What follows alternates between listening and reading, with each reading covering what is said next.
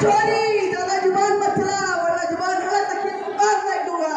बाबू मैं पढ़ लिख कर कुछ बनना चाहती हूँ, मेरी पढ़ाई ना रोको। तुझे पढ़ना है तो पढ़, लिखना है तो लिख, लेकिन सारी उम्र बाप की छाती पर ना बैठ। बाबू मैं पढ़ लिख कर डॉक्टर बनना चाहती हूँ, अभी तो मेरी उम्र पढ़ाई लिखाई की है। किताबें सिर्फ छोड़ो के आप तो तेरे इन किताबों पढ़ाई पढ़ाई पढ़ाई आज तो तेरे इन किताबों काम तमाम करके ही छोड़ूंगा। छोड़ छोड़ी मत मारो बाबू, हाथ छोड़ी।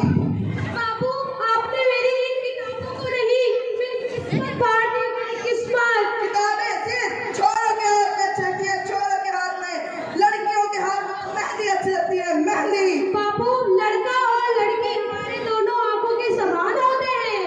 यह एहसान मान छोरी कि अब तक जिंदा है, वरना बचपन में एक गला खोल के मार दिया होगा तो आज तेरी ये पकड़ ना सुननी पड़ती। और जितना जल्दी हो सके उतना जल्दी तो चूल्हा जलाना सीख ले। बाबू मुझे चूल्हा जलाना अच्छा ना लगे। और तेरा विवाह होगा फिर कल के कल। 9 साल की उम्र में आनंदी जोशी का विवाह गोपाल राव जोशी के साथ करा दिया जाता है। बाल विवाह एक सामाजिक कुरीति है, जिस कुप्रथा का शिकार हमारी आनंदी को होना पड़ा। 5 साल बाद उसके घर एक नन्हे शिशु ने जन्म लिया। आइए देखते हैं आगे क्या होता है।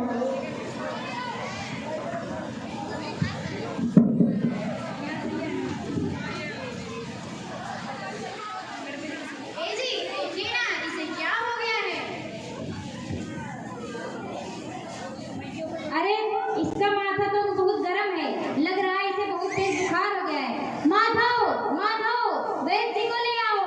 अरे आप ही ना कुछ भी बोलते हैं, लाइए इसे मुझे दीजिए। अरे ये क्या कर रही है आनंदी? मैं इसे माता की विभूति लगा रही हूँ। ये सब अंधविश्वास है आनंदी।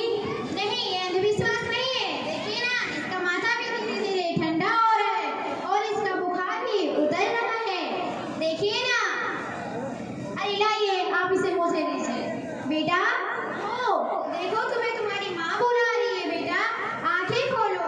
उठो बेटा उठो। बाबू आंखें खोलो। ए देखिए ना इसे क्या हो गया, ये आंखें क्यों नहीं खोल रहा? अब हमारा बच्चा आंखें कभी नहीं खोलेगा आनंदी। नहीं नहीं ऐसा नहीं हो सकता। भगवान माधव माधव ऐसा नहीं हो सकता। अरे पागल मत बनो आनंदी, भगवान ने हमसे हमारा बच्चा छीन लिया। भगवान ने नहीं, तुम्हारे अंधविश्वास में तुम्हारा बच्चा छीन लिया आनंदी। अगर आज तुम पढ़ी लिखी होती तो तुम्हारे साथ ये नहीं होता। तुम गवार हो आनंदी, गवार हो, तुम गवार हो। नहीं नहीं हूँ मैं गवार, मैं भी कुछ करके दिखाऊंगी, पढ़ के दिखाऊंगी, ताकि इलाज के अभाव में कभी किसी और आनंदी का बच्चा उससे दूर ना जाए। और आप देखिएगा मैं वो साबित करके दिखाऊंगी जो एक पढ़ा लिखा इंसान साबित करके नहीं दिखाता है। शाबाश आनंदी शाबाश।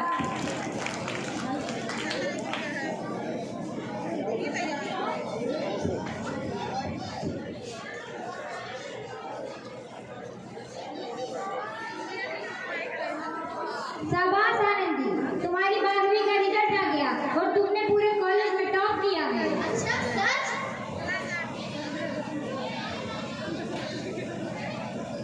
शाबाश आनंदी, तुम्हें स्कॉलरशिप मिल गई है, अब तुम अमेरिका पढ़ने के लिए जा सकती हो। सच? मुझे स्कॉलरशिप मिली है, मैं अमेरिका जा सकती हूँ, पर मैं ये सब अकेले कैसे करूँगी? अरे आनंदी तुम अपने आप को कमजोर मत समझो, वरना तुम्हारे इतने पढ़ने लिखने का क्या फायदा। तुम अभी भी गवार हो आनंदी, अभी भी गवार हो। नहीं नहीं हूँ मैं गवार, मैं जाऊँगी अमेरिका और अपने सपनों को पूरा करके वापस आऊँगी। आप देखिएगा मैं वो करूँगी जो आज तक किसी ने नहीं किया।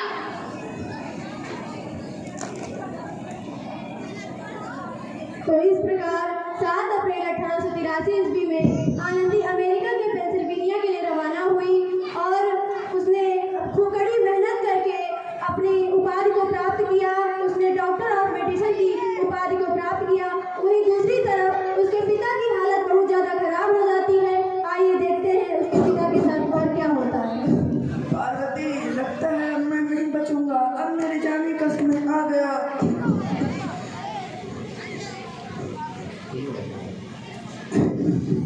अब मैं नहीं बच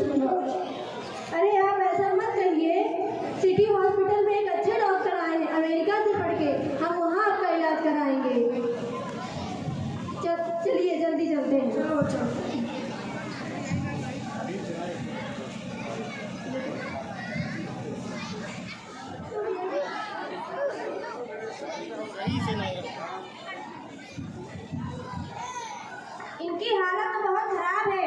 इनको तो कोई चमत्कार ही बचा सकता है, मेरी बस की बात नहीं है। ऐसा मत बोलो बहन, डॉक्टर साहब कब तक आएंगे? डॉक्टर सर नहीं, डॉक्टर मैडम। आइए डॉक्टर मैडम।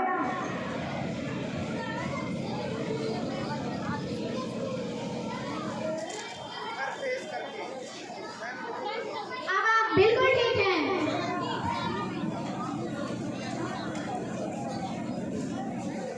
मैं ठीक हो गया, मुझे डॉक्टर साहब ने बचा लिया। मुझे डॉक्टर साहब से मिलना है। डॉक्टर सर नहीं, डॉक्टर मैडम है। डॉक्टर मैडम, डॉक्टर मैडम, आपने मेरी जान बचा लिया। मैं बड़ा गरीब, इसके बदले आपको क्या दे सकता हूँ? वचन चाहिए मुझे, वचन कि कभी ये नहीं कहोगे कि बेटियां कुछ कर नहीं सकती। वचन? ये कैसा वचन? क्या आपने इसे पहचाना नहीं? नहीं। आपकी बेटी आनंदी है ये। आनंदी मेरी बेटी, आनंदी मुझे माफ कर दे, मेरी बच्ची मुझे माफ कर दे। मैं तेरा गुनहगार हूं, मुझे माफ कर दे, मेरी बच्ची मुझे माफ कर दे। नहीं बाबू, मैंने तो तेरा एहसान उतारा है। याद है ना तू बचपन में क्या कहता था कि एहसान मान, मैंने तुझे जिंदा रखा।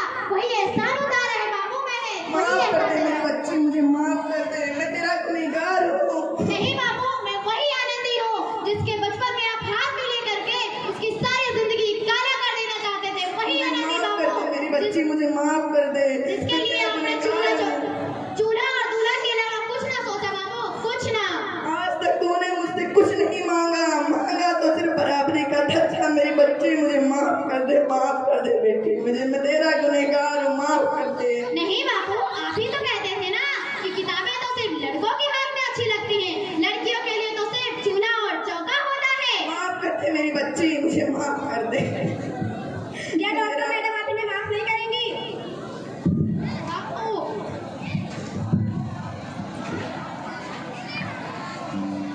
इस प्रकार आनंदी ने कड़ी मेहनत करके भारत की पहली महिला डॉक्टर बनी और उन्होंने न केवल अपना सपना पूरा किया बल्कि उन सभी लड़कियों के लिए एक सुनहरा रास्ता दिखाया जो जीवन में कुछ करना चाहती थी और कुछ करके इस समाज को दिखाना चाहती थी कि केवल लड़के ही नहीं बल्कि लड़कियां भी कुछ कर सकती हैं। लोग समाज सोचते हैं लड़कियों के हाथ तो सिर्फ बेलन